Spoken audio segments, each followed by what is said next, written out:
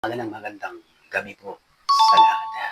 Ah, Pag-uusapan natin ngayon about sa po sa yung lalaki na niligtas niya yung bata na nalaglag sa kanal. Nagtataka ako. May mga vlogger, lalo na mga sikat na vlogger, yung lalaki, ba't hinahanap-hanap nila yung lalaki? Yung mga sikat na vlogger. So, ngayon, pag-usapan natin ngayon about sa lalaki na niligtas niya yung bata na hulog sa kanal. Yung kasagsagan sa baha. Ayan po, magtataka ako sa mga vloggers na sikat na vloggers, ba't hinahanap niyong lalaki? Alam ko na. Alam ko na bakit hinahanap yung lalaki. Nasa isipan ko na yon yung mga sikat na vloggers na. Siguro, kagatasan na naman nyo. Ha? Nasa isip ko na yon, napanood ko na yon ha. Ba't hinahanap nyo? Ganon na naman ha, ang sitwasyon. So ngayon, nag-viral yung lalaki. So bakit maraming naghahanap sa lalaki? So sikat yung lalaki kasi nga nakaligtas siya sa mga, niligtas na yung bata. So, ba't hinahanap-hanap ng mga vloggers ang lalaki? Ano ba? Ganon.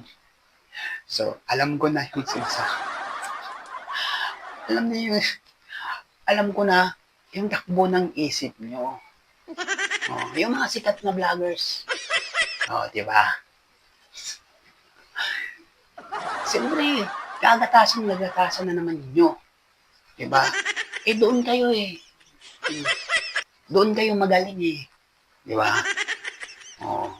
Ba't mga sikat na vlogger, mga pera, maraming pera, ba't hindi kayo tumulong sa mga mahihirap? Di ba? Ganon.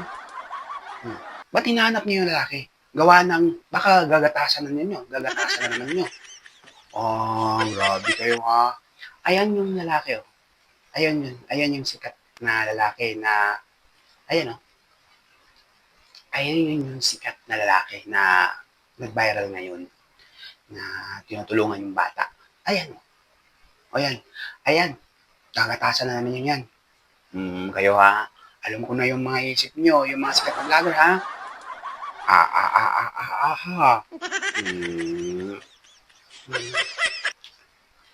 Tumulong na lang kayo sa yung mga nangangailangan, naipektuhan sa baha. Ganun. Di ba? Ba't hinahanap niyo yung lalaki? Kasi nga nagtirinding siya. Di ba?